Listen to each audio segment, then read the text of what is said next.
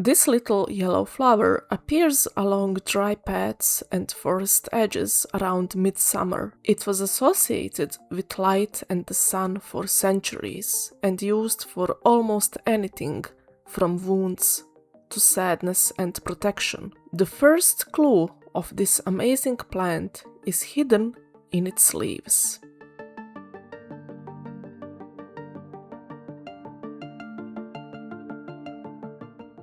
So this thing over here, you might see this bright yellow color even from the distance, is one of the most famous medicinal herbs, and it's distributed across the world in temperate regions. This is St. John's wort, or in Latin Hypericum perforatum. There are actually similar species of the genus, but this one is specific. When you take one leaf and you look through it, you will notice it's perforated. This is where the name comes from, as you probably figured out by yourself.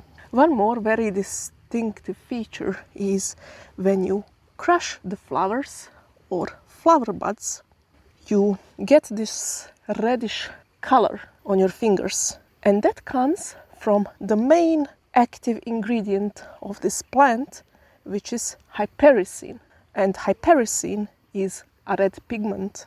Now, this plant was associated with a lot of interesting things throughout history, not excluding magic. It was believed that it protects from evil, from witchcraft. So when you view it from that perspective, it's kind of a good guy herb. As you know, not all plants are seen as good in the terms of how it was understood in medieval times and before. But here's one hint. When you see a plant that has the name of a saint, like St. John's wort, or anything related to any deity from any religion, or maybe people from the legends, that's your hint. The plant was probably significant in the past, and it was viewed as important because of one thing or another. Right on top of this hill is an ancient Iron Age hill fort. Since it's the middle of heat wave in Europe and I don't really want to risk my life, I won't be climbing it today. But on top, you could see, if we got on top, you could see that there is a ton of St. John's wort growing around the destroyed hill fort walls. There is even one small St. John's wort plant here that's growing from a very rocky background. So yeah, that's something that we would see on the hill fort if we got there. It's confirmed that people that lived here in the Bronze Age knew this plant. Probably the most popular use for this plant is antidepressant. There was actual scientific research that confirmed the plant has antidepressant properties, especially for mild depression, and it even had less side effects than the usual medicine that's given for depression. But there's the little trick. You might ask right away, okay, why is this not given as a treatment for depression instead of the usual drugs?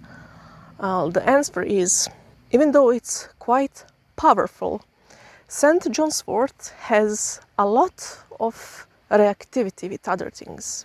It pretty much reacts with anything else, so almost anything else. If you're taking some specific supplements or other kinds of drugs for any number of reasons, there is a good chance that St. John's wort will react badly with those.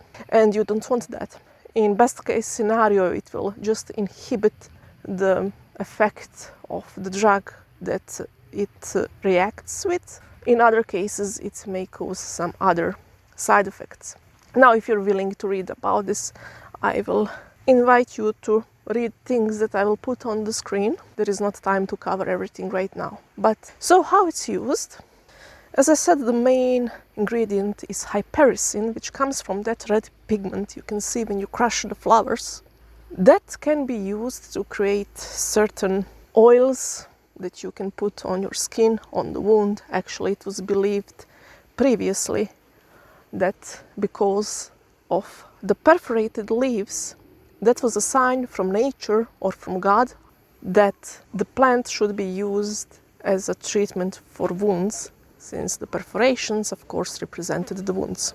It comes from something called the doctrine of signatures, which was quite prevalent in the past times when people tried to understand plants around them better and to figure out what to use them for.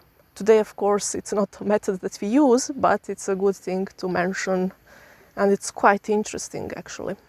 So apart from treatment of the wounds, burns and things like that by direct application on the skin, there is also tea, most often made from the flowers themselves. This is something that you would drink to, let's say, treat mild depression, among other things. But don't take this as a medical advice.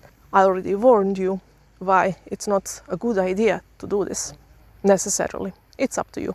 One of the very interesting side effects of this plant is if you take too much of it, or not even too much, depending on the dosage, you start to be very sensitive to light. So you might find yourself not being even able to go on the daylight because the light would be blinding to you. Also one thing to consider if you want to try this plant. So the people would use this as a protection from witchcraft, from evil. Depending on the traditions and regions, it could be maybe put into pillows or hanged on the door frames to, again, protect from evil. The plant itself has a very strong association with the sun. It is not yet confirmed, at least not that I am aware of, but I wouldn't be very surprised that people from the Bronze Age and even earlier in Neolithic times, when sun was even more important than today in the terms of spirituality, religions, I wouldn't be surprised they were the first who associated this plant with sun. There is a reason why in a lot of traditions this plant is strongly linked to summer solstice, and in some rituals it is thrown in the fire during the solstice for guess what reason. Imagine that, it's to protect from evil. This is one of the famous paintings from Norwegian painter Nicolai, who depicted the summer solstice celebrations.